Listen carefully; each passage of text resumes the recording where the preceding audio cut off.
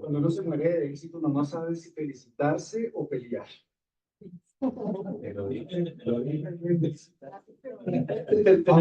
Tenemos muy buen gancho para haber llegado aquí. Nos confundimos con el salón y todo igual. No, es que además nos mandaron a bailar y prefirieron venir a escucharnos a nosotros. Eso pesa mucho en la decisión de estar con nosotros. Espero que sí. Y ya, si no fue, no fue. Y además, llevo haciendo actividades de SADE. ¿Hace cuánto que yo soy de presidente? Señor presidente. ¿20 años? 15 años, 15 años. Y siempre la cosa es muy simple. Llego aquí, me consienten, me prestan una camarita para ponerla en mi computador y todo funciona perfectamente. Hoy no, hoy teníamos que utilizar la super tecnología.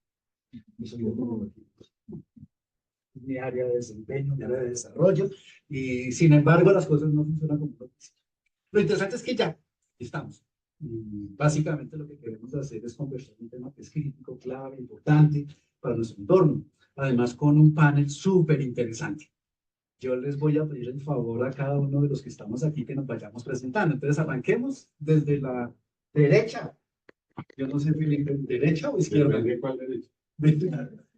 Sí, que soy yo. A la derecha. Bueno, buenas noches para Dale, todos. Mi Felipe. nombre es Felipe Ganador. Tengo 41 años. Hice el MBA. ¿Tengo yo? Hice el MBA en SADE en 2018. Estudié el MBA en la Universidad de los Andes. Hoy trabajo con diferentes universidades haciendo educación ejecutiva. Yo estoy activo con la Universidad de los Andes en educación educativa en la clase de estrategia, mercado digital y consumer behavior. Y por ejemplo, hoy tuve una actividad muy chévere donde capacito compañías como HP, La Vivienda, Avianca, Hewlett Packard Enterprise, Hewlett Packard Consumer y otra cantidad de empresas, ayudándoles a entender mejor cómo la IA se usa desde la perspectiva del estratega, ¿no? Entonces he estado estos últimos 2 años en eso fuertemente y cada vez coge pues, más auge hoy por hoy. En paralelo, soy amante del golf, me encanta, así que quisiera promover esa emoción algún día que pudiéramos hacer el primer encuentro de SADA de golf. Esa es mi bandera, que es otra de las cosas que me encanta hacer. Cada presidente hace lo que Exacto. Y bueno, eso es. Muchas gracias. Gracias, Felipe. Dense cuenta que Felipe tiene ese doble perfil que nos interesa mucho para la conversación. Buscamos el triple perfil. Tenemos un doble perfil aquí y es, primero, académico. Es profesor, dedicado pues a enseñar, empoderar a la sociedad a través de sus instituciones y además, sector empresarial. Lo escucharon hablando de organizaciones, ha estado en el ámbito directivo, estuvo en una empresa súper interesante que decidió cerrar operaciones aquí en Colombia porque se suponía que era ilegal y todo lo que tenemos en nuestro celular. No digamos nombres. Gracias, Felipe. Natalia. Bueno, mi nombre es Natalia Arias. No voy a decir mi edad, pero se me nota. Un poquito más ahorita que el hombre, pero no mucho.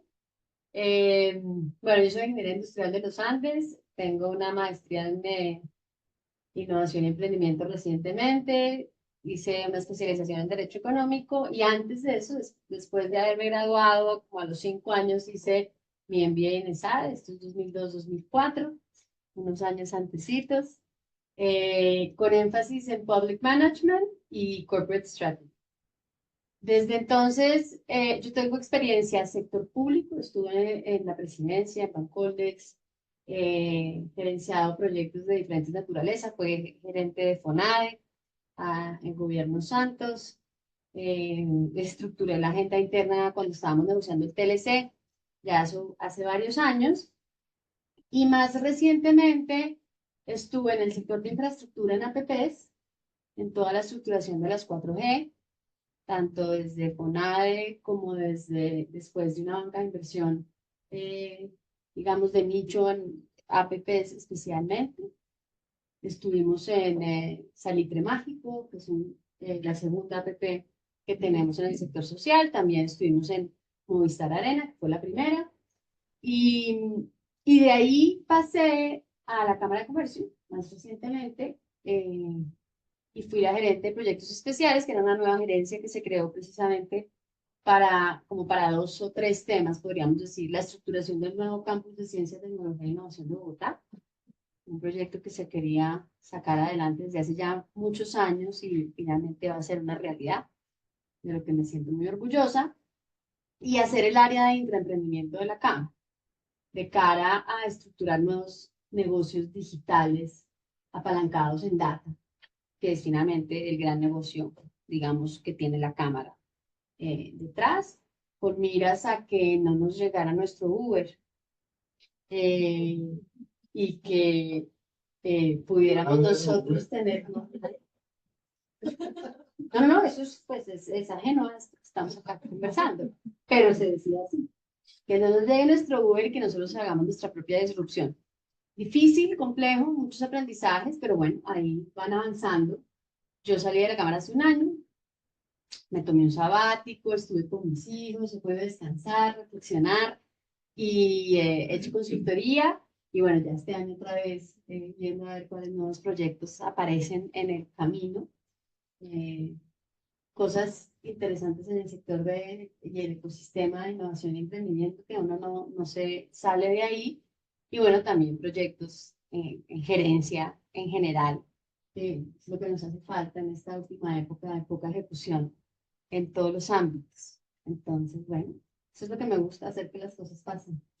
Y en un café hace poco hablábamos de la posibilidad de también disrupción en los temas académicos. Sí. Aprovechar toda esa experiencia, Ajá. contarla. Me encantaría montar una clase de gerencia de proyectos, pero metiéndole elementos de agilismo, de temas de innovación, o sea, como una mezcla, porque creo que la gerencia de proyectos tradicional, eh, pues no está mandada a recoger, no voy a decir eso ni mucho menos, porque ahora necesitan, pero creo que toca complementarla. Esa capacidad de iterar y ajustar muy rápidamente es hacia donde nos tenemos que mover y mucho más con cómo está moviéndose la tecnología. Entonces, hacia allá ¿Te das vamos, ¿no, cuenta Diego? que nuevamente tenemos un perfil que entra perfecto en lo que hemos denominado la triple X? Gobierno, empresarismo, más que empresarios, empresarismo, emprendimiento y el ámbito de la Víctor Hugo. Diego, buenas noches para todos. Y a quienes están allá también con paciencia, que nos esperaron un rato, un saludo especial. Me alegra ver a tantos amigos, me alegra estar en esta sede de Viandinos. Muchas gracias también por esa generosidad de recibirnos esta noche. Y cuando Diego me invitó a hablar de triple hélice, lo primero que yo le iba a decir es que la triple hélice ya fue superada por la tetra hélice o por la penta hélice, ¿no? ¿Cuántas más? Pero cuando recibí esta invitación, y Diego lo sabe, porque ha sido mi maestro durante muchos años, y José Hernán también, y bueno, y confundí a algún alumno también. Un menos. No, me conocen y varios amigos están aquí, quienes he compartido saben que este es un tema que a mí me ha apasionado desde la época de la universidad. Y no solamente he escrito sobre él, no solamente he reflexionado sobre él, sino que creo tanto en él que lo he convertido en mi proyecto de vida.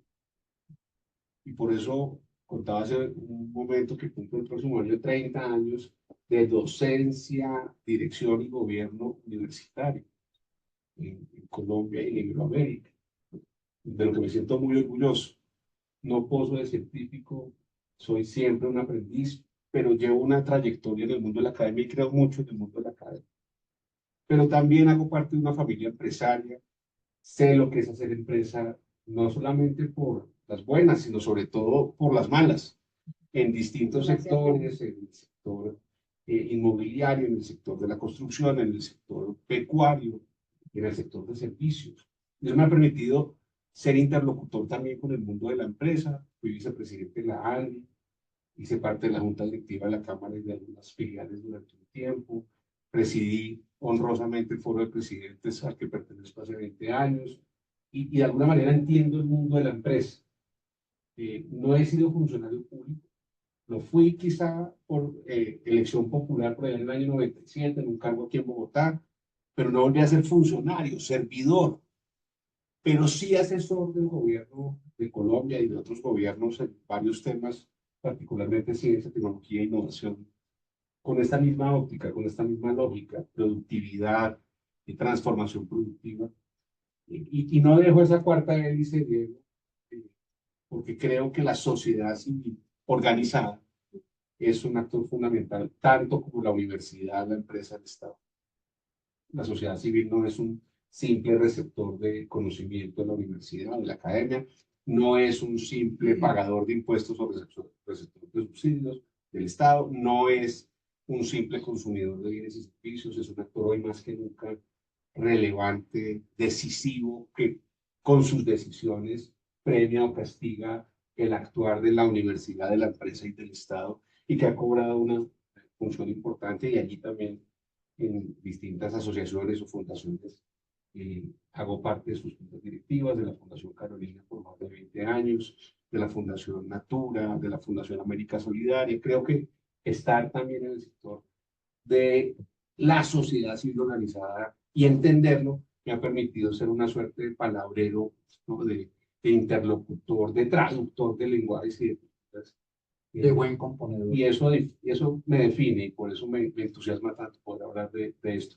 Pero eso es lo que yo he hecho, no es lo que yo soy. Yo soy el papá orgulloso de Juanita, que se va a estudiar al exterior próximamente. El papá orgulloso de Santiago, está terminando su colegio. Y el esposo también orgulloso de Blanca Elena. Y ese reto de familia, de proyecto de vida, articulado con el proyecto profesional, es otro capítulo muy importante de lo que yo soy. Mejor me quedo callado, ¿cierto? Triple Con X, Víctor triple Hugo nos X. conocemos también hace una buena cantidad de años en diferentes ámbitos y por eso yo sé que cuando invito a Víctor Hugo a que me ayude con estas locuras, detrás mío hay así que ya, si no la mayoría, casi todos ustedes me conocen previamente y también saben cómo me presento. Yo arranco como cero. Víctor Hugo, yo arranco diciendo que yo soy un hombre feliz. Punto. Felizmente casado. Hace solo 39 años, con aquella muchachita hasta allá, que sabe hartísimo de gerencia de proyectos. Hizo sus estudios de doctorado en gerencia de proyectos y se la pasa haciendo locuras también en Pasó gerencia de por nada. proyectos. Pasó por ESADE. Yo me doctoré en ESADE bastantes años antes que ustedes dos. Gracias inicialmente a una beca a Carolina. Cuando la Fundación Carolina migró la Agencia Española de Cooperación Internacional migró a la Fundación Carolina en el 99. 2000. En el 99 yo me fui y qué enredo. Y qué enredo. Y me doctoré en Ciencias Administrativas allá, ¿sabe? En el 2004. Mi vida se partió ahí. Antes de mi doctorado, yo era un académico perdido en la consultoría. Yo me la pasaba haciendo consultoría en gobierno, básicamente, uso de tecnología en las organizaciones, y de vez en cuando me iba por las noches a divertirme con los estudiantes. Mi mujer no hacía más que pelearme porque yo me gastaba más de lo que me pagaban por ir a dictar la clase, pero me divertía. Termino el doctorado y se cambia el perfil y me convierto en un consultor terminal en la academia porque me dediqué fundamentalmente al ámbito académico. Yo llegué al país como oficial de Banco Mundial en temas de educación, me tocó montar todo el Sistema Nacional de Información de Educación Superior aquí en Colombia. Y desde esa época metido en educación, el Rosario, 10 años en el Rosario, en alguna ocasión con nuestro común y querido amigo José Manuel Restrepo, en ese momento director de planeación, todavía no era vicerrector, y salió en mi defensa porque estaba en una reunión de solo rosaristas. Y claro, el bicho raro era Diego Cardona y en ese momento jefe de planeación salió en mi defensa diciendo: rosarista no es aquel que usted toma, es aquel que comparte los principios. Es una cosa maravillosa. Maravillosa, que eso trasciende al rosario. Y me la he pasado también haciendo consultoría en temas de transformación digital de organizaciones. Por eso queríamos hablar de la temática, primero, por la situación coyuntural que está viviendo el país en este momento. y que tenemos que generar acción en función del apoyo a la sociedad. Tú lo decías claramente, es a la sociedad, no es fundamentalmente al gobierno, independientemente de quién esté aquí sentado, o a un rector, o a un empresario, es a la sociedad a la que nos debemos. Todos los que estamos aquí, todos. Muchos de los que estamos aquí es ADES, y también una buena cantidad de los que estamos aquí, amigos de SADE, miembros de la comisión de SADE. Entonces, en esa idea es que quisiéramos hacer esta conversación distensionada, se han dado cuenta, y ha sido siempre el estilo de las reuniones de SADE. Yo actuaré de moderador, o sea, de chico malo, porque me toca callar a los que están hablando. Eh, y nuestra primera pregunta está muy relacionada con esos retos que hoy estamos viviendo, es lo que hoy estamos viviendo como país, como sociedad, y que identifiquemos nosotros que podemos abordar desde esa cuádruple hélice o hélice, por lo que queramos llamar, todos esos elementos que forman parte de la sociedad. Y hay que arrancamos con las mujeres, ¿cierto? Natalia, un reto que tú creas que tenemos en este momento como sociedad y que deberíamos abordar. No, pues es que esto tan amplio, Diego, creo que tenemos muchos. Eh, yo mencioné al principio, creo yo, los problemas que estamos teniendo de ejecución de cosas concretas, con soluciones concretas para la gente. Y creo que eso se une a la tecnología como habilitador de múltiples cosas en este momento también.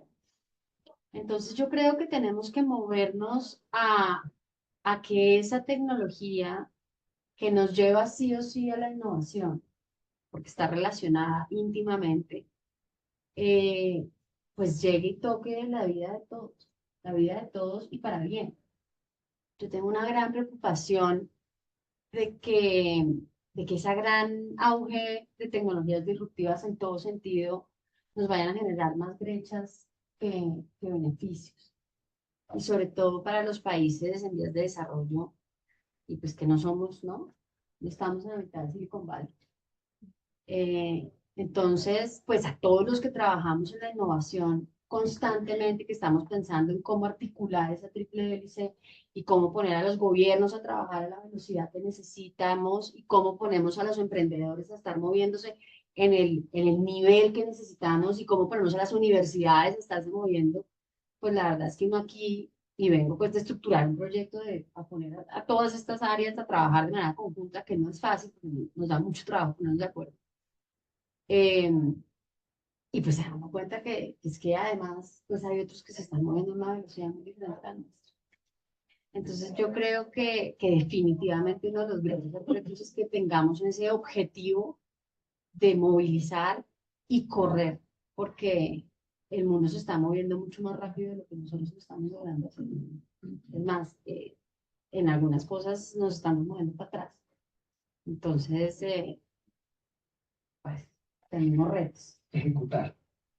Pues, Hacer cosas, hacer y además desde una perspectiva de aprovechamiento de las tecnologías en esos temas de innovación, por la experiencia que estás viviendo y que realmente creo que todos somos conscientes, estamos totalmente transversalizados por tecnología en la sociedad. Esto no es en la labor o en la empresa, es en todos los aspectos, familiar, personal, en fin, en todos los ámbitos.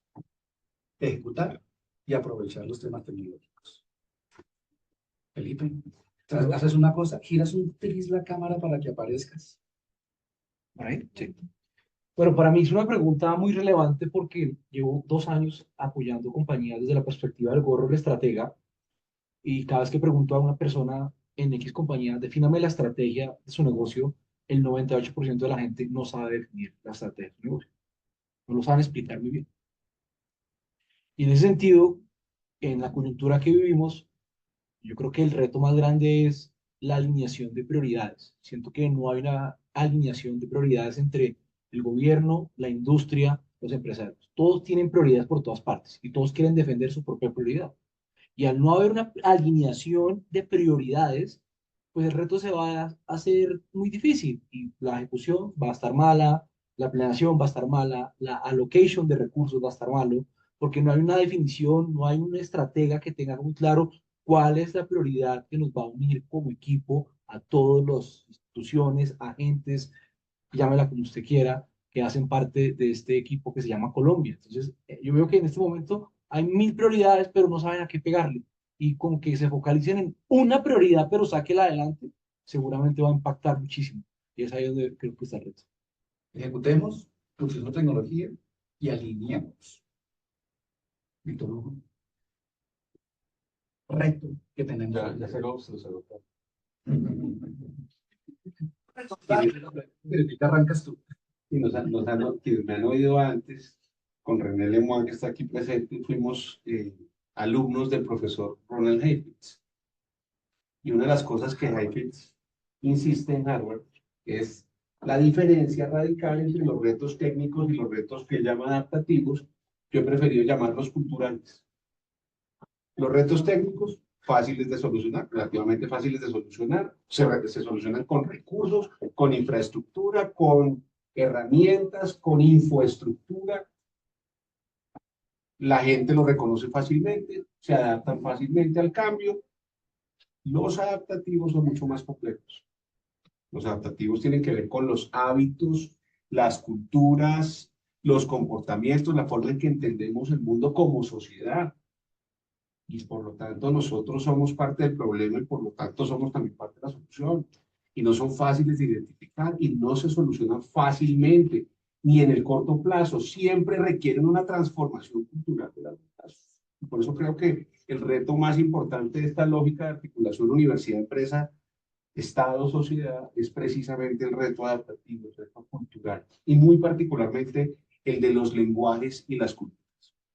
Porque en la retórica y en el discurso no he encontrado un opositor a la idea de la necesaria y urgente articulación entre estos cuatro estamentos. No hay opositores a ello. Una idea ganadora en cualquier lado. Todos estamos de acuerdo en que es necesaria una mejor articulación de estas cuatro instancias de la sociedad. Pero en la vida práctica tenemos enormes muros, diferencias, distancias entre la lógica y la cultura y el lenguaje de la academia, bien intencionada por supuesto, y la de la empresa. Nos cuesta pensar no en una cooperación tímida y lejana entre distantes y diferentes, sino una convivencia productiva, creadora de valor, entre iguales que hacen parte del mismo ecosistema. Claro, con identidades distintas. La academia crea conocimiento, transmite conocimiento, lo aplica a través de soluciones empresariales en modelos de proyección universitaria. Pero eso no lo hemos logrado desarrollar y entender. Por eso creo que el reto más importante, Diego, es los lenguajes y las culturas para que podamos finalmente convivir productivamente en esa lógica virtuosa de la cual Tenemos que ejecutar, lograr hacer ejecución, aprovechando las tecnologías. Tenemos que lograr alinear esas definiciones estratégicas que se hacen por los diferentes estamentos de su gobierno. Y adicionalmente, yo voy a frasearte, Víctor Hugo, me corriges si me alejo mucho de lo que tú mensajes. Evitar los dogmatismos. Cuando tú dices que nos adaptemos, la adaptabilidad es antónimo del dogmatismo, porque el dogmatismo es mantener. Entonces, estaríamos de acuerdo en que habláramos de evitar los dogmatismos para lograr esa adaptabilidad en medio de la diversidad, encontrar los consensos en medio del disenso. Definitivamente los absolutismos, pero también los radicalismos extremos, los extremismos son nocivos. O sea, el absolutismo y el relativismo extremo son igualmente nocivos. Es tan nocivo pensar en la idea de una única verdad objetiva absoluta impuesta, como tan nocivo es pensar en la negación absoluta de una realidad objetiva. En eso estoy de acuerdo. Ahora, deberíamos ir un poco más allá. También un gran administrador dijo que la cultura se come a la estrategia al desayuno y al almuerzo y a la cena. Y es verdad, podemos tener la mejor estrategia y una pésima cultura y no va a funcionar, o una estrategia razonable y una cultura maravillosa donde pueda generarse valor. Soy un convencido de la importancia de la cultura. Les doy un ejemplo concreto. Mucha oposición a la entrada de Colombia a la OCDE, ¿verdad? Yo creo que es un gran paso. Dentro de esa tarea de entrada de Colombia a la OCDE, un capítulo en el que tuve que trabajar específicamente fue el capítulo de transparencia y anticorrupción. Y la verdad es que enorgullece ver que Colombia recibió un reconocimiento de la OCDE como uno de los países que tiene una de las mejores políticas públicas en transparencia y anticorrupción del mundo. Y solución técnica versus reto adaptativo.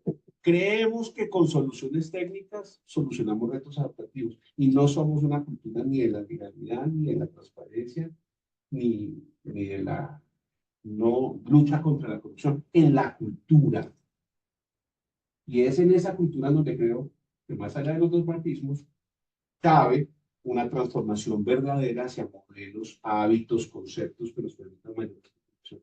Si no transformamos la cultura, podemos tener los mejores modelos, las mejores políticas públicas, todos los recursos.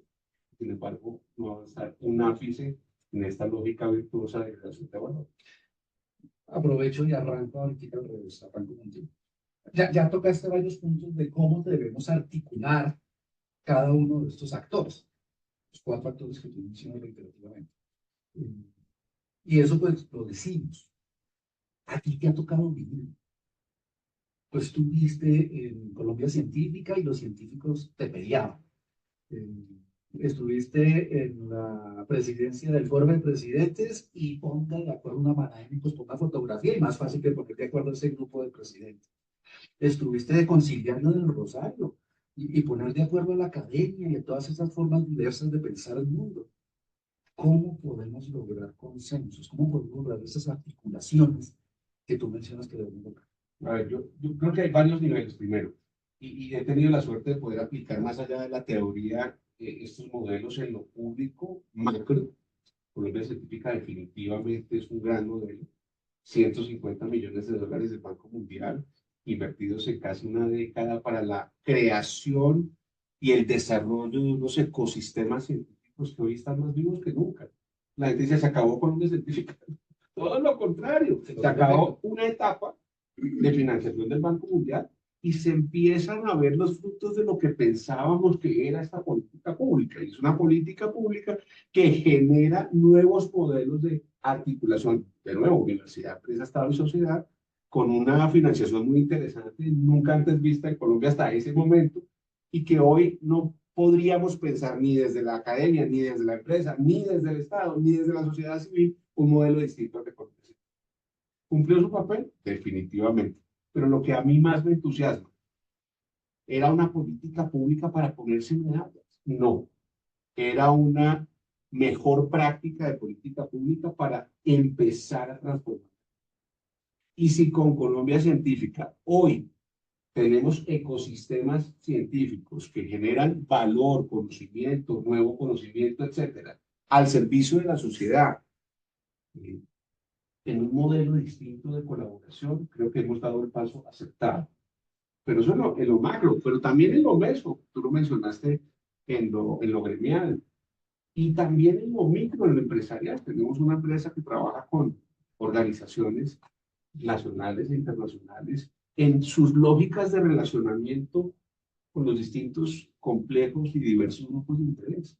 Y eso que parece como tan sencillo, no lo es, porque es un tema de cultura, no de herramientas. Ahí es una cosa maravillosa cuando yo hago proyectos de transformación digital. Todos de una vez piensan, ¿quién es el responsable de la transformación digital? Entonces todos miran al director de tecnología. El pobre director de tecnología no tiene nada más otra idea de cuál es, pues, exagerado. ¿Cuál es la necesidad de la organización? Es la responsabilidad de la transformación digital está en función de todos. La responsabilidad de una articulación está en función de todos aquellos que están allí actuando, interactuando, manteniéndose en el proceso. Inclusive, pues, es un tema, tú lo acabas de mencionar, cultural, como técnico. Es adaptativo. No existe la solución. Y claro, hay una última cosa, pero quiero ser abusivo en el uso de la palabra, es si no es de largo plazo, no hay transformación cultural. Elabore esta idea en una sociedad del corto plazo, en una sociedad donde le piden resultados de corto plazo, en donde valoran sus resultados de corto plazo, en donde la gente se pone nerviosa cuando empiezan a ver que estamos haciendo procesos de transformación cultural, pero no ven resultados inmediatos. la cruzada famosa contra los mangos bajitos. Bienvenidos los mangos bajitos, pero ¿qué empiezan los mangos altos? Desde la pandemia tenemos una iniciativa que se llama Diálogos de Futuro, que reúne de nuevo universidades, empresas, Estado, sociedad, para pensar un ecosistema de educación superior pertinente de largo plazo. ¿Cuál ha sido el principal reto? Que nos ponemos nerviosos, que no vemos que diálogo y diálogo y diálogo y parece que no estuviéramos haciendo nada porque estamos inmersos en un mundo del cortoplacismo, del resultado concreto. Y queridos amigos, la transformación cultural no pasa nunca en el corto plazo. Por eso la labor pedagógica y docente es tan loable, porque siempre es para transformación Porque mira, pasa esquina. para el profesor. Otro gran amigo metido en la cultura, en la transformación cultural. Natalia, acabas de mencionar que saliste hace relativamente poco de un proyecto bellísimo de innovación con la Cámara de Comercio. Cámara de Comercio, empresarismo, todo ese sector que está haciendo, está impulsando el desarrollo de la competitividad de la región, de la generación de riqueza, en medida como desarrollo, Amartya Sen. Y también trabajando con el gobierno a ver si los convencías de que realmente las locuras de innovación no tienen que estar única y exclusivamente en función de un liderazgo gubernamental, sino que tienen que ser de otros actores. ¿Cómo lograste eso? ¿Cómo pudiste? ¿Cuál fue esa? Yo creo que todavía tenemos largo camino por recorrer, pero creo que se han dado los pasos concretos. Les contaba que este es un proyecto que la ciudad añoraba desde hace muchos años, y se hablaba del ladrillo de innovación, y se ha, digamos, tratado de poner en diferentes lugares, porque siempre se ha pensado en que contiene un componente físico, y se le había tratado de ubicar en diferentes lugares.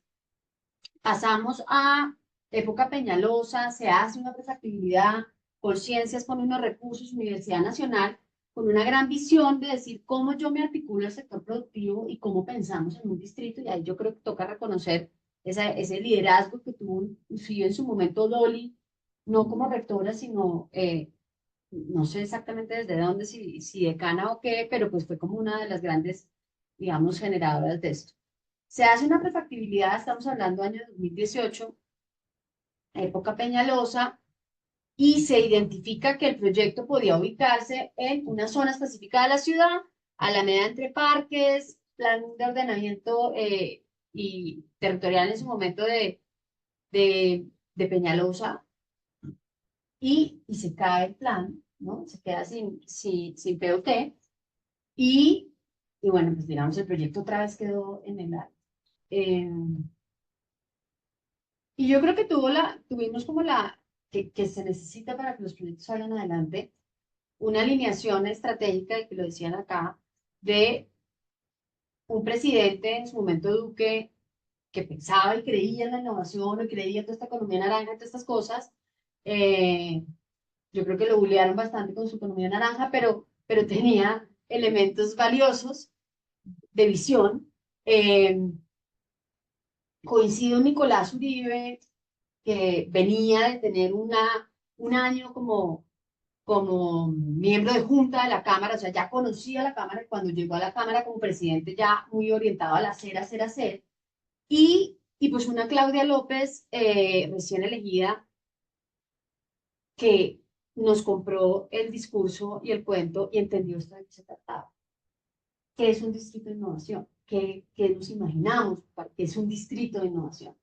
Y pues la verdad es que distritos de innovación hay muchos, y hay diferentes, digamos, modelos, por decirlo así. Además, no existe una receta de cocina, ni mucho menos, pero en últimas lo que se quería era poner y juntar en un espacio físico, que no tiene que ser solo físico, pero tiene una connotación espacio-temporal de conglomeración, de que se pasen cosas en una ciudad, en un espacio,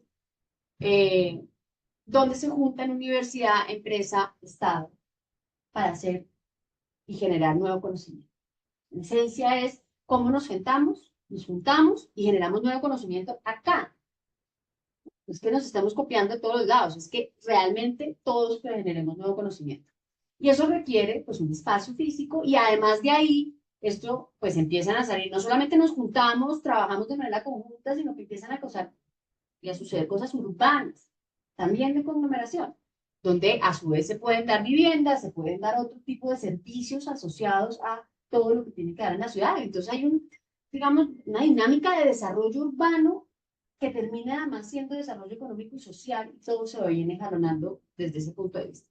Son procesos largos, no se dan de un día para otro, pero que lo que hemos logrado es que un primer edificio en una zona de la ciudad, ya les cuento un poquito más,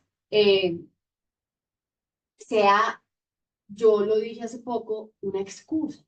Es una excusa. Uno llega y se sienta con los grandes, muy innovadores, científicos y demás. Y dice, la innovación no necesita un espacio, no necesita un edificio, ¿cómo así que este proyecto inmobiliario, no? Y se rasgan las vestiduras. Y yo creo, es la mejor excusa. O sea, pues, es una excusa para ponernos de acuerdo en algo. Ya, a eso toca meterle más cosas y seguramente queremos otras. Pero nos generó un proceso de transformación que incluye un edificio icónico que lo va a hacer en una zona que tiene un potencial de desarrollo gigante. Ya les cuento un poquito, y además que me puedo demorar mucho, por favor, ¿no? Pero coincidió con que la alcaldesa, el presidente en su momento y Nicolás dijeron, echemos para adelante. Y la Cámara quería tener otro gran proyecto después de Ágora.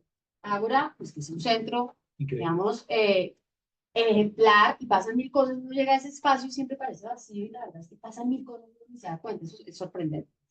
Entonces, pues yo creo que se dieron la combinación de muchas cosas, un liderazgo marcado, la posibilidad de unos recursos que la Cámara va a poner de manera importante.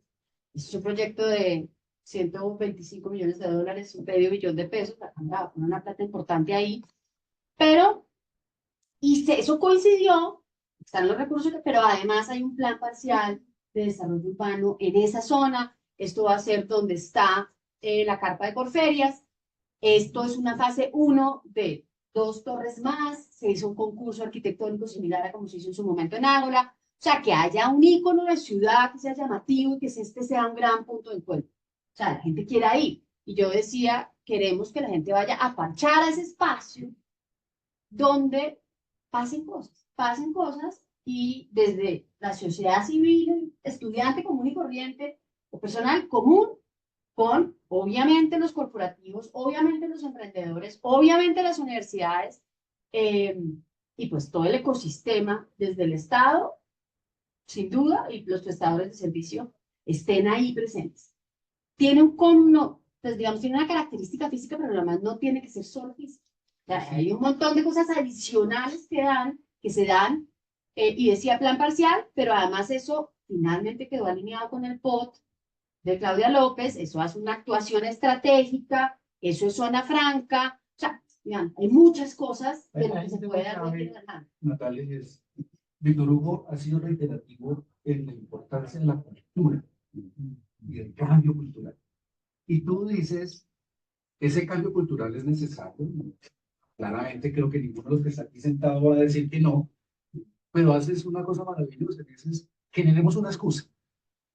Generemos una excusa, y esa excusa es el elemento físico, la instalación. Cuando yo me fui a hacer mi penúltimo postdoctorado, a mí me falta una tuerca. Me fui a hacerlo en Hull University, en la escuela de sociología. Yo era un talibán extremista del uso de la tecnología. Era de esos que decía, ¿para qué necesitamos edificios en educación? ¿Para qué? Todo lo podemos hacer a través de transformación digital y con herramientas tecnológicas. Esto. No hay tecnología que sea capaz de subir esto. Y para esto necesitamos una instalación física.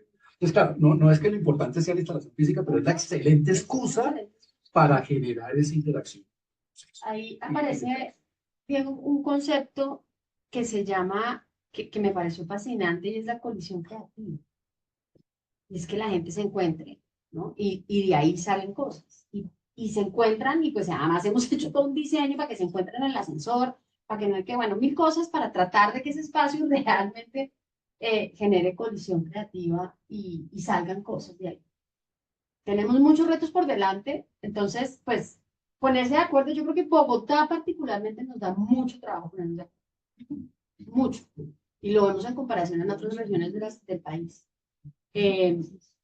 Pero creo que Pues digamos, aquí nos va a tocar a fallar. Además, en medio de una circunstancia de que el mundo se está moviendo inmensamente. O sea, no saben los debates que nos dábamos sobre qué tipo de servicios vamos a prestar.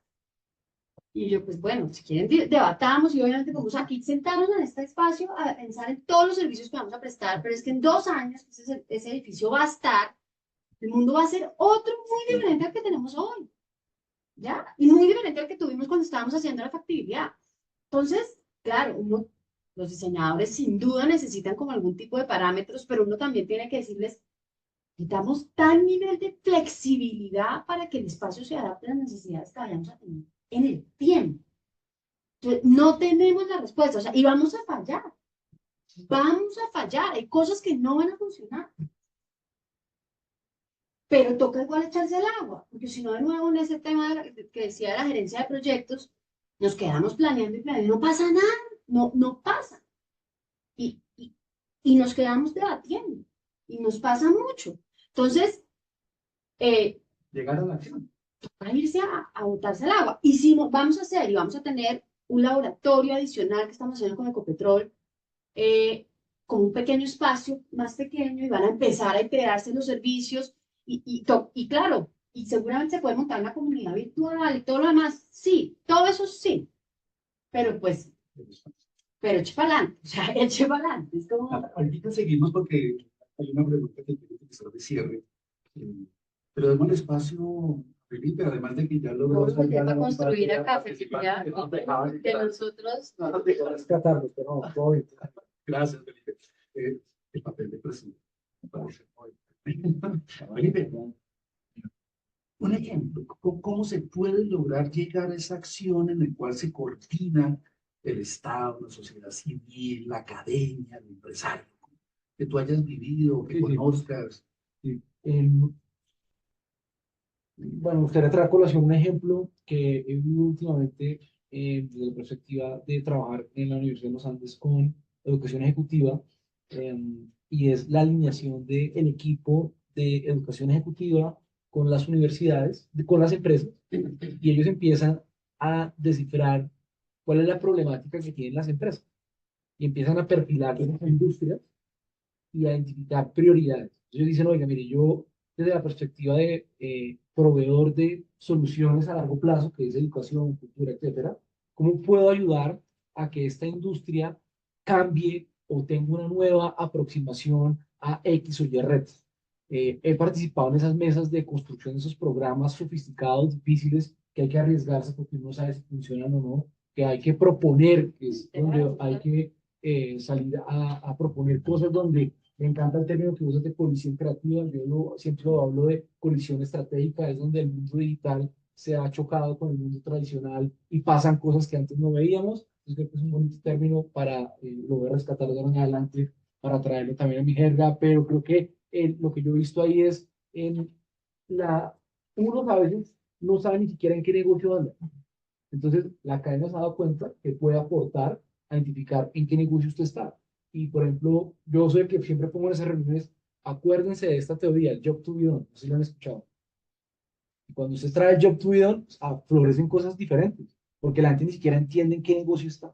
Y cuando usted entiende en qué negocio está, entonces usted puede de pronto diseñar mejores soluciones. ¿Sí? Porque a veces creemos que usted vende carros, lo que usted vende es un servicio. ¿Sí? O usted vende tecnología, pero usted lo que pasa mucho con las organizaciones de tecnología, aquí en Colombia todas son máquinas de ventas, no venden tecnología, son empresas locales que están diseñadas para vender, ¿sí? Entonces a veces no saben en qué están y he visto que funciona muy bien apalancarse en otras industrias y también otras personas de otros roles, ¿sí? Entonces no solamente reunirnos los mismos con las mismas genera los resultados, sino traer personas de otras iniciativas, de otros cargos, hace o permite o facilita que haya colisión creativa. Y es ahí donde salen ideas que también traigo otro estratega que me encanta mucho, que es Alejandro Salazar, no sé si lo han escuchado, él habla una teoría que se llama la teoría de la estrategia emergente, y es todo lo que ustedes hablan ahí, ¿no? La única manera de usted como estratega hacer cosas que pasen y que cambien lo que pasa hoy en día o retar el status quo es estrellándose contra el mercado. No hay otra manera de hacerlo sino lanzándose al agua, como tú dices. No hay otra manera de hacerlo sino proponer y probar y experimentar, ¿sí? Eso es lo que yo he visto que funciona y que ha pasado, que pasan cosas. Se van a equivocar, se va a perder plata, pero seguramente el retorno va a sobrepasar a esos pequeños baches que hay en el camino. Eso lo he visto muy bien que funciona desde esa perspectiva.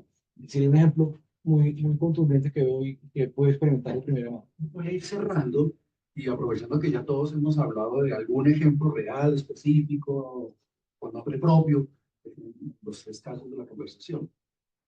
Cerremos con una recomendación que tú le harías a un joven líder formado en ESADE, que está retornando al país, que está con esas ganas de apoyar a la sociedad. ¿Qué le recomendaría? Eh, Además de que se aguante el choque con los reales. sí, de acuerdo. El choque es duro. El choque es duro. Yo que he vivido todos los choques en persona, en primera persona, mi recomendación es, hay que crear la oportunidad, ¿no? Uno busca la oportunidad. Nosotros estamos con ese buscar la oportunidad. Y cuando yo hablo de crear la oportunidad, también hace énfasis en que a veces uno está tan enfocado en que pase, que pase, que pase, que pasa al final, no pasa nada. Entonces, si uno empieza a enfocarse en destrabar o construir la oportunidad de armarla como una especie de Lego, en el momento menos pensado, emerge lo que usted necesita. Eso es así, emerge, como dice Alejandro Salazar. Eso emerge y usted ni se da cuenta. Pero si usted está súper enfocado en una cosa y solo y trata de que le dé y le dé y le, a veces no sale. ¿Sí? Entonces mi recomendación sería con mucha paciencia y con mucha consistencia crear esas iniciativas que te permitan facilitar que en algún momento emerja lo que tú necesitas. ¿Sí? No es fácil, hay que tener fe un poco y de pronto estrellarse, porque de pronto por ahí es, y tú dices, voy a apostar ahí, y de pronto no es por ahí. De pronto hablaste con una persona, tocaste la puerta en otro lado y ¡pum! Se abrió la oportunidad y uno ni siquiera la vio. ¿Sí? Entonces hay que estar también muy atentos de que cuando eso emerja, ¿qué señales? Esa es la otra importantísima de la estrategia. ¿Cuál es la señal que yo necesito? A veces uno falla muchísimo en identificar la señal. ¿Sí? Uno no la sabe, uno no la ve. Usted está metido en carne propia en el día a día y usted no la identifica. Y ahí Entonces, sería ser consciente. independientemente del sector en el que esté. Cualquiera. Desde Cualquier sector, eso aplica gobierno, a todos. empresa, academia, Aplica a todos. sociedad civil, se puede hacer eso Exacto. con una formación estructurada. No, totalmente de acuerdo.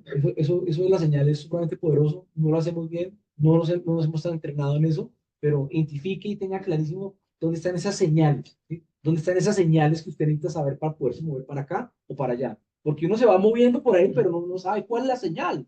Entonces, tener esos puntos de contacto y la señal seguramente le va a identificar, ¿sí? A tomar una decisión. Gracias. Vamos a dejar de hacer la broche de oro con Víctor Hugo. Víctor Hugo. Yo estaba viendo y yo me llevo tantas ideas matas. Y permíteme, tú que has recibido a tanta gente que se ha formado. Me llevo eso de colección colectiva, lo llevo muy Creativa. creativa. Colisionar. Para yo estaba pensando en por qué fracasan los proyectos, porque en esos ejemplos positivos, uno siempre cuenta la parte bonita, ¿no? Siempre sale sonriente en Facebook y en Instagram, ¿no? Y publica las cosas chéveres. Y en estos paneles cuentan las experiencias buenísimas. Y donde viene la parte autocrítica, ¿no? Donde hubo el error, donde hubo el bloqueo, donde hubo el obstáculo. Y definitivamente, insisto en el tema del humanismo detrás de cualquier ejercicio de creación, de articulación o de cooperación universidad, empresa, Estado, sociedad. A más inteligencia artificial, a más transformación digital, a más miedo sobre el reemplazo del ser humano en muchos ámbitos de las actividades profesionales, más humanismo. Hay miedo en la academia tradicional de que desaparezcan las humanidades, la filosofía, las ciencias sociales, las ciencias humanas. Creo que va a pasar todo lo contrario. Hay miedo a que nos enfoquemos demasiado en las competencias duras y perdamos de vista la importancia de las competencias, comillas, blandas. Y digo comillas que me niego a llamarlas así. Dejé de llamarlas blandas hace mucho tiempo, me gusta llamarlas de poder o esencia, esenciales, porque esas van a ser, esas sí diferenciales en el nuevo relacionamiento, en el nuevo modelo, en la nueva sociedad. Y definitivamente necesitamos un nuevo modelo de liderazgo. Para que esto funcione bien, para que haya transformación cultural de verdad, para que no nos estrellemos con el obstáculo político, o el obstáculo económico, o el obstáculo social, vamos a necesitar un nuevo modelo de liderazgo. Y ese nuevo modelo de liderazgo es colectivo y de servicio. No es egocéntrico para crear ecosistemas, es colectivo y de servicio para crear ecosistemas. Otro amigo mío decía que necesitamos más pedagogos y menos demagogos, pero yo me meto en otro lado. Más liderazgo de servicio, Podemos hacer otro menos panel ahí. liderazgo de egos. Eso definitivamente. Los egos al final son los que impiden la cooperación real entre universidad, empresa, Estado social. Natalia, broche de oro. Y además, tú eres la representación de género en nuestro panel. ¿Qué le recomendarías a un joven profesional, a un experto que ha sido formado en uno de los más altos niveles de formación, de educación, para que venga y haga efectiva esa coordinación entre la gente? Yo construyendo sobre lo que han mencionado, yo creo, digamos, el conocimiento técnico cada vez está más al servicio y al acceso de todos, ¿cierto? Entonces toca como elevarse, tiene que ver con esa, estar atento a las señales, ver más del humanismo, la persona. Yo creo que sí o sí toca generar una capacidad de escucha mucho mayor, que eso nos permite estar atentos a las señales, eso nos permite estar y entender la posición del otro y lograr buscar consensos en vez de quedarme en el ego y en esta es mi posición y es la que debe ser. Entonces, hay que salir un poco del lugar de confort donde usualmente nos gusta estar y es común y es absolutamente natural y estar dispuestos a oír otras posiciones, estar dispuestos a entender por qué la posición del otro. Ahora, nos podemos quedar ahí en el análisis parálisis también, ¿no? Es que este dice, este A, este B, y pues cuando uno es muy reflexivo, pues le da susto moverse porque pues este personaje no le va a gustar, este no. Yo lo que creo es que toca alimentarse de los demás, alimentarse de lo que está pasando en nuestro entorno para poder trazar un camino que genere el mayor, digamos, porcentaje de unidad frente a un propósito común. Que los propósitos van cambiando. Ya el propósito no es el ego, no es maximicemos nuestra rentabilidad. Hay propósitos que tienen que ser un poco más amplios para que recojan las posiciones de otros que no necesariamente están del todo contentos. Entonces, en Bogotá nos ha pasado un poco eso. Nos ha pasado que cada uno llega, analiza, no necesariamente hay una convergencia entre, se dice que es una ciudad de super izquierda y demás, y pues lo hemos visto, pero es que esto no es de izquierda a derecha, esto es, venga, ¿por qué no tratamos de oírnos un poquito todos para que encontremos nuevos caminos comunes que no necesariamente vengan desde el ego y el poder, sino que es que nos logre poner a todos de acuerdo? Y la innovación creo que es un perfecto ejemplo y habilitador y acelerador de todo ese proceso. O sea, porque es que salen ideas de cualquiera. Y ahí no hay necesariamente el que más tiene, el que más conoce. Es que si uno, desde la mentalidad del diseño, que es fundamental en todos estos temas, te fijas simplemente cómo funciona alguien, cómo hace las cosas, te das cuenta que puedes funcionar de manera diferente. Entonces yo creo que realmente mi gran invitación es salgan de ese lugar de confort con el que uno viene. La maestría le permite a uno ver otros puntos de vista y eso creo que es maravilloso, pero uno después llega acá y se zambulle y ya tenemos unos marcos mentales súper establecidos. Entonces, esa posibilidad de ver de manera diferente las cosas nos permite ser mucho más abiertos y creo que sí o sí es ahí hacia donde tenemos que llegar. Si no, las cosas no pasan. Realmente no pasa. Y también toca arriesgarse, porque si no nos arriesgamos, no sé. Arriesguemos. Toca arriesgarse. ¿Ibas a decir algo? Sí, perdón. Tengo una pregunta.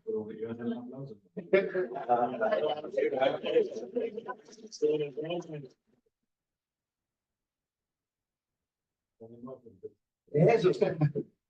Bueno, hola a todos, mucho gusto, yo soy María José, soy abogada y tengo una pregunta para ustedes, porque me parece súper valioso lo que han dicho, lo pensé sobre todo cuando hablaste tú, Natalia y Felipe, pero creo que también con la intervención que hiciste tú, Víctor Hugo, perdón, al final, pues es muy, para mí es un reto, digamos, si lo veo, trabajo en una firma de abogados y lo veo en mi asesoría en mi día a día, y es, siento que el sector empresarial, sobre todo en la sociedad civil, tiene mucho a como, no sé cómo decirlo, como ganas de innovación y pues precisamente convergen muchas ideas y obviamente es, digamos, como el sector más propositivo. Pero ¿cómo creen ustedes desde su experiencia? Y lo pensé un poco con el No Uber y con ¿Con el qué, lo que perdón? decía No, Uber. No Uber. Ah, no, mira. Y cuando Natalia hablaba como del pod de Peñalosa, ¿cómo creen que ustedes, o pues, desde su experiencia, cómo hacer que la regulación, digamos, sea menos reactiva y que reaccione sobre todo tanto tiempo después? Bueno, sí. Me encanta esa pregunta porque a veces se nos va la mano regulando cosas. Y de la perspectiva del estratega, a veces uno hacer la contra funciona muy bien. Entonces, ¿qué vas a regular para que se facilite la condición creativa? Entonces, tú tienes que a veces pensar que hay que desregular, como por ejemplo, en el caso del Uber, en vez de regular más, ¿por qué no desregulamos con el ánimo de que haya más competencia? Un minuto. ¿Ya? Listo. Natalia. Yo creo que es complejo porque tiene que ver también mucho con el modelo de Estado que se tiene. Pero acá en Colombia particularmente nos encanta regular todo. Entonces es como y estábamos ahorita hablando de cuántas, porque creo que hablamos de toda la norma y bueno, somos campeones del marco regulatorio de la anticorrupción. Esto ya te lo dice todo. Entonces, yo que estaba del lado público y después estudié Derecho Económico, entonces uno es como, bueno, ¿cómo tiene realmente el Derecho Económico? ¿Cómo hace para regular un poquito y generar los incentivos adecuados para que las cosas pasen y se interactúen todos? Yo creo que toca soltar más, pero eso no es, digamos, soltemos y mañana soltemos, porque nuestra estructura mental de cómo se regula el Estado, consideramos que es que si no hay ley, no pasa. Acá todos nos vamos a la norma, todo. Nosotros vamos a la norma para volver a decir lo que ya está dicho, pero porque no se cumple lo que ya está dicho. Entonces tenemos que volver a poner en la norma lo mismo. Y poner, o sea, son leyes larguísimas porque vuelven y repiten todo. Porque creemos que como va a volver a salir, entonces ahora sí lo vamos a cumplir. Total. Víctor Hugo. Uy, María José, me encanta su pregunta. Uy, no, pues, nadie. Porque luego él lo sigue y seguramente otro dijo para decir allá. que yo soy libertario, pero parto de ahí. O sea, yo apuesto por la no regulación. Yo creo en que la interacción de la gente, la interacción de los agentes económicos, la interacción del mercado es más sabia en la asignación de recursos que la regulación. Punto número uno. Punto número dos, debe estar conectado mi suegro por ahí, se está con saludo desde aquí, y él me enseñó una cosa, yo soy abogado del cine, y me dijo, la mejor manera de violar la ley es aplicarla exegéticamente. La mejor manera de violar la ley es aplicarla al pie de la letra, porque es tan compleja la ley a veces que la mejor manera de violentarla es aplicarla al pie de la letra. Y por ejemplo, de las restricciones vehiculares, del pico y placa, de por qué pone usted controles de pico y placa saliendo de la ciudad si lo que usted quiere es sacar los carros de la ciudad. Bueno, paradoja de la regulación, paradoja de la regulación, paradoja de la regulación.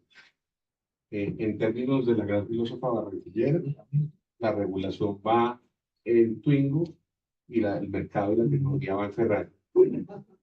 y eso no lo hemos sabido cómo masticar. La paradoja de la regulación es que en educación superior, por ejemplo, hemos pedido durante 20 años, ¿no, Hernán? Desregulación. No nos gusta que nos regulen, y mucho menos como lo están regulando ahora. Pero vamos a terminar, Gary me dicho alguna vez cuando dije que pareceríamos el modelo de la uberización de la educación superior. Las universidades pidiéndole al Estado que regule a los otros señores que están haciendo lo que nosotros debemos hacer. La paradoja de la regulación. ¿Cómo lo callo? ¿Cómo lo Cultura, María Lucía. Está buena, está buena. Mire, mire, una cosa súper interesante. La Constitución colonial ya estaba verificada porque se abrió 380 artículos. La Constitución norteamericana, 7. Ahorita en el último de mis doctorados en Estados Unidos en temas de política pública, la velocidad de la innovación es infinitamente superior, va a enfermar, versus la velocidad de la innovación. Y eso es una realidad, eso no tengo ni mal. No nos vamos a poner a pelear con eso. Esa es la realidad. Entonces vivamos con esa realidad. Roberto.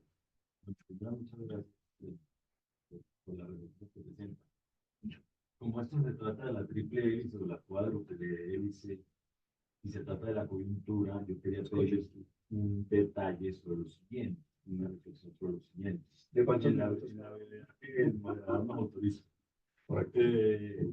El día de ayer la Universidad de Harvard demandó al gobierno de Estados Unidos en un escenario de medidas de política pública que afectan de manera grave a todo el al empresarialismo del mundo. ¿Qué pensar al respecto o qué reflexionar, pues entendiendo la dimensión de eso, en lo que estamos hablando y lo que hemos escuchado? Listo, Roberto. ¿Alguna otra? Pues El director yo allá, creo que- instante, allá, Jorge Hernán primero. Yo quería hacer una reflexión en la línea de Víctor y Natalia de lo importante de la construcción de capital de confianza. Y eso mueve todo. Yo quiero citar unos ejemplos acá donde hay que ser muy pragmático. Yo tuve la experiencia de sentar a Prosport y Natalia Jiménez en esa época ponía 5.000 millones. Y sentaba el SENA y ponía 2.000. Y la Secretaría de Desarrollo Económico, ideológicamente absolutamente diferentes de partidos políticos diferentes, pero decía lo que estaba Natalia. Por eso se favorecieron más de 5.000 pymes en Colombia. Esos son casos exitosos donde había tres cosas: capital de confianza, consenso de voluntades y asertividad. Eso es todo. Y era un señor director del SENA que nada que ver con el de Proscol, nada que ver con la Secretaría Común, y una universidad como el Rosario que facilitaba todo ese conocimiento. Y así se crearon más de 50 clústeres de Colombia. Eso es un ejercicio. O cuando estuve en BIOS, que lo creó Bill Gates y María Rosario Guerra, donde se necesitaba Microsoft, con Dolly Montoya, con la universidad, con los gobernantes, se metieron 16.000 millones de pesos para hacer ciencia, tecnología e innovación. Víctor en esa época nos dio como 2.000 por el proyecto BIOS para migrar en el segundo país más biodiverso del mundo, buscar productos mínimos viables. Ahorita que pasa está lleno de laurel, y el laurel es la base de la crema de la cosmética. Entonces, es tan sencillo, pero ahora es tan complejo porque ahorita capital de confianza, consenso de voluntades y hacer bien. Súper. Y eso es ser pragmático. Son cosas muy claras. Cuando estuve en la CIB, creo que la Restrepo, científica de los científicos que eran mi directora científica, se sentaba en MK y Ángela Restrepo para sacar un clon para reproducir la piel. Y se sentaban a charlar, MK y ella. Y ahí salió una crema, no conocida por ustedes, pero con la piel. Entonces, el tema es de consenso de voluntades, de ponernos de acuerdo de un poco lo que decía Víctor. Gracias. ¿Pregunta o aporte? Yo quiero darle un toque a lo de regulación. Yo hasta hace unos 3 meses era absoluto antirregulación.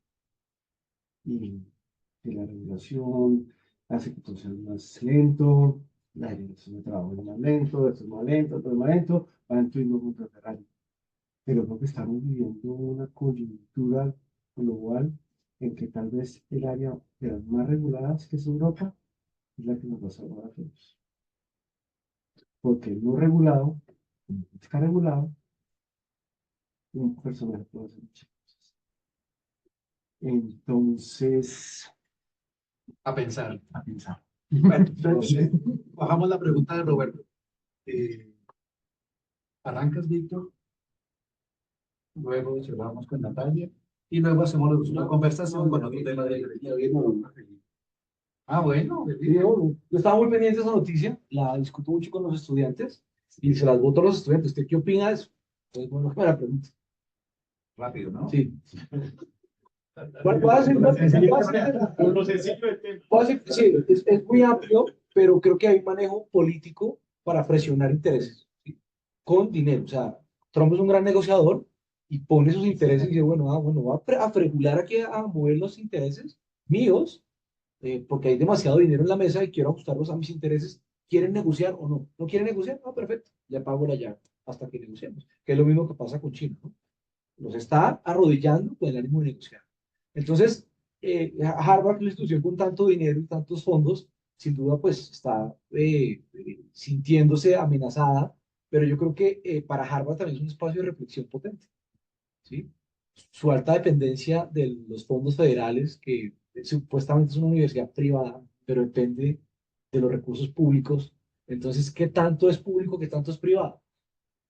¿Sí? Es la reflexión que tengo. Gracias, Felipe. Yo creo que este tema es inevitable sin meterse en política, pero pues yo creo que lo que estamos viendo es un drama de populismos tanto para la derecha como para la izquierda, que pues que lo único que están haciendo es cómo hago yo para apretar para que las cosas sean como me da la gana. Y en el fondo están utilizando, tanto en este país como en Estados Unidos, exactamente las mismas prácticas. Entonces aquí queremos apretar a todos aquellos que dependen del Estado. ¿Por qué? Es como lo como podemos apretar las tuercas. Entonces queremos apretar a los concesionarios en todos los modelos, pues 4G, 5G, vamos a hacer, financiar la malaria, todo. Lo estamos viendo en el sector salud, es un desastre. También se metieron, ¿no? También se metieron con la universidad, que no, todavía estamos ahí como tranquilitos, pero pues lo que pasó en la Universidad Nacional es evidente, y también se les puede apretar y también les van a decir sí o no. Entonces yo creo que son las mismas tácticas para lograr objetivos que parten de ley, de qué es lo que yo quiero, no necesariamente lo que le conviene al país. Eh, Entonces, a menos de que uno diga es que Trump está haciendo una jugada pues súper estratégica por allá a 50 bandazos, porque es que el mundo está, ¿no? Entonces, China y la hegemonía china, y entonces, y yo, Estados Unidos, ¿cómo vamos a hacer? Que no, pues, digamos, es darle como demasiada... Sin duda hay cosas geopolíticas adicionales que no, yo creo que no podemos desconocer, pero me parece que la manera en que lo está haciendo eh, pues es peligroso. Las universidades privadas, pues que viven de lo público, también tendrán que hacer su tarea. Y ahí toca ver el sector privado cómo va a reaccionar.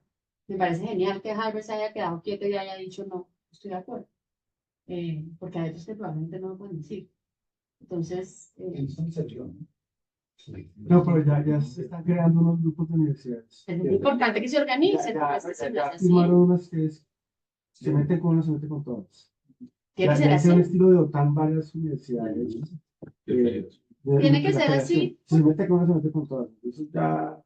Es importante que sea así, porque fíjense que aquí nos pasó con la salud, que no fue eso, ¿no?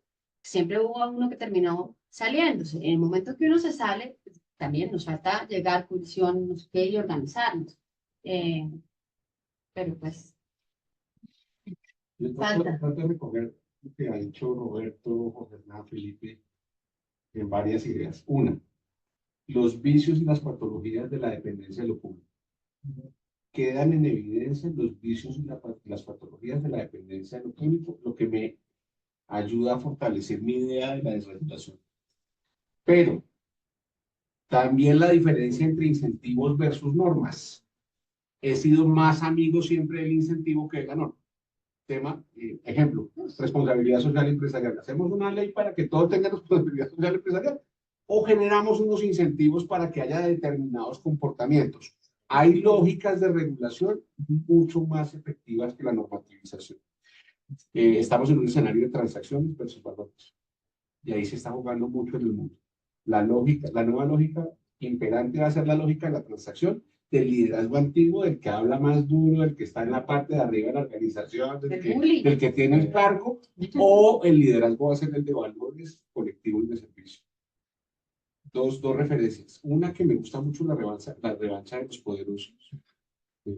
Moisés Naim, cuando habla de sus tres P's, las tres P's del riesgo del futuro de la sociedad. La P del populismo, la P de la polarización y la P de la posverdad. Los tres grandes riesgos de las nuevas lógicas del mundo. Y en la posverdad, Zygmunt Bauman, sociólogo polaco, que habla de las sociedades líquidas. Yo creo que su pensamiento no ha sido suficientemente estudiado y va a ser una luminaria de los grandes retos culturales del futuro, cuando dice que con el pasar de los años me di cuenta que el exceso de información puede ser aún más peligroso que su escasez. Las nuevas lógicas de poder por vía de la posverdad de la información. Y allí estamos en un escenario muy distinto al escenario clásico o moderno del estado de tres poderes y de ese estado que va en Twingo, mientras que el mundo va en Ferrari. Yo voy a hacer un comentario chiquito ahí y teniendo en cuenta la mención de Europa, yo creo que sí o sí, digamos, la gran diferencia se va a dar en donde vamos a ver los verdaderos liderazgos. O sea, porque allá, para que haya un contrapeso dentro de toda esta situación que está pasando, los liderazgos son fundamentales. Y Europa, dentro de tanta democracia, digamos, y el que debe que poner de acuerdo y con esos poderes de veto tan grandes que tienen para todo, o sea, no va a ser fácil ponerse de acuerdo en estos momentos con total homogeneidad en cuanto a cómo vamos a actuar. Y eso me preocupa de cara a que va a tocar actuar. O sea, sí se va a necesitar unos contrapesos muy importantes para que, pues, sea más equilibrada la conversación. Equilibrio. Mm. De verdad que muchísimas gracias. Uno podrá quedarse aquí. Es una delicia, además en pequeño, es una temática distorsionada, sin extremismos. Es una forma maravillosa. Pero pues hay una copa de vino que todos queremos, ¿no? La próxima la haremos en Barcelona. De verdad que muchas gracias.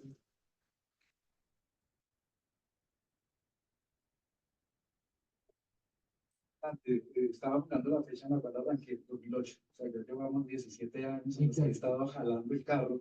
Y pues sí es importante que otras personas asuman esa responsabilidad. Felipe, de verdad que muchísimas gracias por asumir el reto, por seguir en este ejercicio. Cuenta con mi total apoyo en todas las locuras que se te ocurran. Entre otras, habías dicho que querías ir a jugar golf, una cosa. No, lanzar esa idea, la gente aprovecha el espacio para relacionar. No podemos escuchar.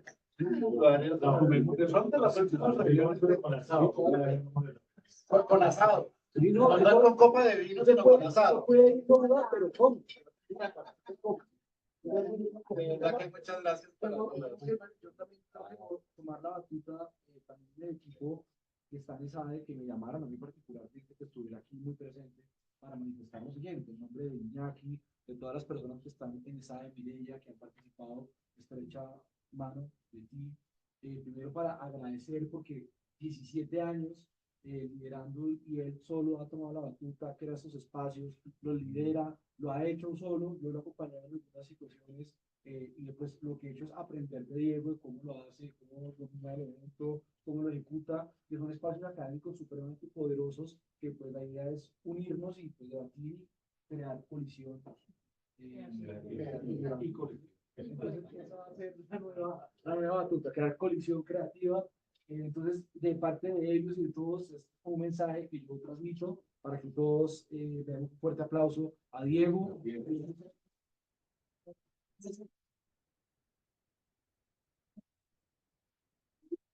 Hay dinero para pagar todo ese esfuerzo, toda esa energía que tú le pones a todas estas actividades, que sin duda sigue siendo la casa, es tu casa, no se vaya, siga participando, propongan cosas. Yo solamente voy a continuar de manera un poco más protocolaria lo que se necesita de contacto, de abrir otras oportunidades, pero sin duda sigue siendo tu casa, si no faltaba, como manifestaba Iñaki, entonces, ¿no? Entonces, de nuevo, muchas gracias. Esperamos que sigamos todos asistiendo a este tipo de eventos. Me imagino que todos están en el chat, ¿no? Si alguno no está en el chat, nos dice, me indicas, de todas maneras, si se registraron, yo tengo el número, si se registraron, yo tengo ya el número celular. Para que estén ahí, que va a ser nuestro medio. Exacto. Y si usted está por casualidad el otro mes en Nueva York, va a ver el encuentro anual de SADE de las Américas, que el año pasado fue en Miami. Este lo van a hacer en Nueva York. Tengo la fecha por acá, les digo exactamente cuándo va a ser. Un momentico. Ya les digo cuándo va a ser. Acá. El 31 de mayo. El segundo es ADE Alumni North American Annual Meeting, que también combina con el de las Américas, ¿sí? Entonces, si usted tiene la oportunidad de pronto asistir a ese evento, pues genial, que es de gran envergadura, es un gran evento. Una vez lo hicieron acá en Bogotá, la posibilidad de... En la Cerca Arboleda. Lo hicieron en la Cerca Arboleda, y vino toda la delegación de Barcelona, como 20 personas. Eso fue muy interesante. Tuvimos al director de SAD, Acoldo Echevarría. Sí, acuerdo, exacto, vino un director. Y no me acuerdo directamente. Exactamente. Muy bien. Y mira a Víctor Hugo, porque Víctor Hugo hoy por hoy está de vicerrector importante dentro de la Cerca. Excelente. Muchas gracias. Bien, gracias. Sirviendo. Y ponemos una copa de vino, continuamos conversando al respecto de todas estas locuras que hagamos aquí. Chao, gracias a los que están conectados.